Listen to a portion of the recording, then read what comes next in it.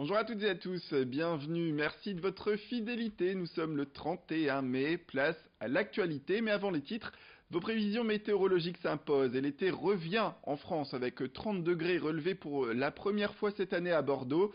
Pour ce qui est du littoral, on en est encore loin malheureusement avec un ciel encore chargé d'ailleurs, même si côté température, eh bien ça monte avec des maximales à 22 degrés du côté de Boulogne-sur-Mer et de Calais, 21 degrés à Dunkerque ou encore 20 degrés à Saint-Omer. Plus d'informations sur vos prévisions météorologiques, ce sera tout de suite après cette édition. Premier titre, la journée mondiale sans tabac, elle se tient donc aujourd'hui, en ce vendredi. C'est l'occasion de rappeler, selon les professionnels de santé, que le cancer des poumons fait toujours autant de ravages. En France, on dénombre 40 000 nouveaux cas par an, dont 90% sont liés au tabagisme. L'autre chiffre, c'est la mortalité, avec 30 000 décès chaque année. Un chiffre qui choque également, c'est le cancer du poumon qui tue toutes les 20 minutes en France. À noter que la région Hauts-de-France serait particulièrement touchée par cette pathologie. Avec cette constante également, les femmes seraient de plus en plus sensibles à ce cancer. Rémi Desremeaux a rencontré Éric Danzin, il est pneumologue au CHR Oscar Lambré. Il y a dans notre région, Hauts-de-France, une surincidence des cancers du poumon et une surmortalité, notamment chez l'homme. Tout ceci est en rapport avec notre consommation tabagique qui est très élevée. Et donc, il y a là une particularité régionale qui est dramatique. Des actions sont en place pour lutter contre ce fléau. Il y a une différence entre la connaissance des médecins et la connaissance du grand public, notamment dans notre région Hauts-de-France, sur le cancer du poumon. Et j'en veux pour preuve que les médecins, à 54%, pensent que les habitants de la région Hauts-de-France connaissent bien le cancer du poumon. C'est faux. Donc là, il y a une grande action à mener. Des patients peuvent se voir découvrir trop tardivement leur cancer du poumon. Suite au mouvement de grève lancé ce lundi 27 mai à la SNCF, les cheminots vont à nouveau se mobiliser. Ce sera mardi prochain contre la réforme ferroviaire. Ils dénoncent une situation sociale alarmante ainsi que des suppressions de postes. Le Boulonnais ne sera pas épargné selon Sébastien Méchin, membre de la CGT. Entre les changements d'horaire pour les TER-GV, les TER en baisse ou les salariés mutés à Calais, la situation est selon lui plus que préoccupante. Si ce lundi, un TER sur 5 circulait en moyenne dans les Hauts-de-France, il faudrait s'attendre au même type de perturbations pour ce mardi prochain. On écoute donc Sébastien Merlin, secrétaire général CGT des cheminots de Boulogne-sur-Mer. Il explique les conséquences qu'aurait la décision de la région d'ouvrir 90% de son réseau aux appels d'offres et 20% à la concurrence. Il était au micro de Louis Caillé.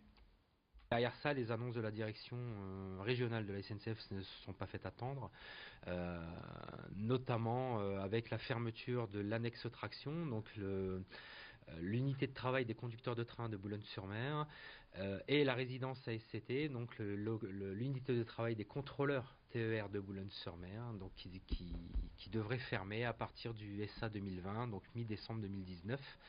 Ce qui met 45 cheminots sur les routes dans un délai plus ou moins proche, mais à terme impacterait une centaine de familles cheminotes et 15 emplois connexes.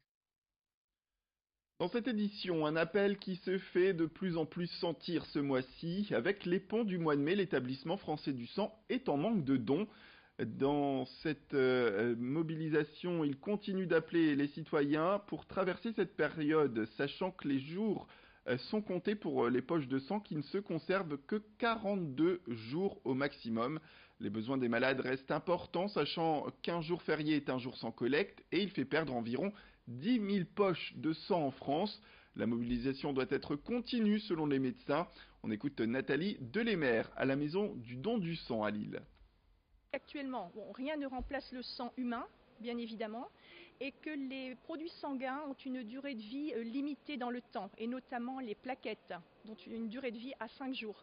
Donc on est obligé de prélever quotidiennement pour pallier à ces besoins de plaquettes qui sont primordiales. Les besoins sont primordiaux pour les patients. Les stocks sont généralement très tendus en période de vacances, vacances d'été, où un appel est bien souvent lancé également, puisque les donneurs sont sur le lieu de vacances, et également à chaque petite vacances scolaires qui reviennent maintenant très régulièrement toutes les 6 semaines. Difficultés souvent également en période hivernale avec les épidémies, grippe et gastro-entérite. Et pour terminer ce reportage à Saint-Omer, on parle d'une tradition ancestrale, les faiseurs de bateaux. Un savoir-faire qui se transmet de génération en génération. Nous sommes allés à la rencontre de ceux qui perpétuent donc cette tradition nordiste et au cœur du Marais de Saint-Omer, nous sommes allés à la rencontre de Vincent Collin. Il entretient et restaure tout type de bateaux fluviaux. Nasser Boubaker et Joël Warneau sont allés le rencontrer. Dans cet atelier, au bord du Marais de Saint-Omer, pas de machine moderne. Ici, le bois est travaillé de façon artisanale pour en faire des barques. Les faiseurs de bateaux sont l'une des dernières entreprises à pratiquer ce savoir-faire ancestral, comme au Moyen-Âge. On chauffe encore les planches à la flamme, un peu comme les tonneliers. Et puis après, voilà, c'est pas les méthodes modernes, on dirait tiens, c'est à la vapeur, tout ça. Non, c'est directement, on chauffe des grandes pièces, des grandes planches. Ah, là on a 22 sacs. On les met en place. Il faut les mettre en place et puis tracer le jour. Il peut y avoir. Celle-là, tu veux que je la déligne en deux, du coup, c'est ça hein? Le travail se fait au millimètre près. Vincent constate avec son salarié l'avancée de la construction en cours. Il faut en moyenne 15 jours pour fabriquer un bateau. Un travail du bois à l'ancienne que Vincent souhaite faire redécouvrir. Il organise des visites guidées sur le Marais pendant la période estivale. Première chose, souvent, c'est une explication. Comment on fait un bateau? Ou quand on reçoit les écoles, c'est pareil. C'est peut-être parfois anodin. Mais comment on peut expliquer à des enfants, à part Archimède, tout simplement, pourquoi un bateau flotte et comment? Parce qu'on peut le faire en différentes manières, de différents matériaux, mais nous, c'est le bois. L'entreprise fait aussi de la restauration de bateaux. La production est minimale, 2 par an, pour des communes ou des collectionneurs. Voilà, c'est la fin de cette édition. Merci à toutes et à tous de nous avoir suivis. Restez avec nous, l'information continue. Et tout de suite après le jingle, ne manquez pas vos prévisions météorologiques complètes.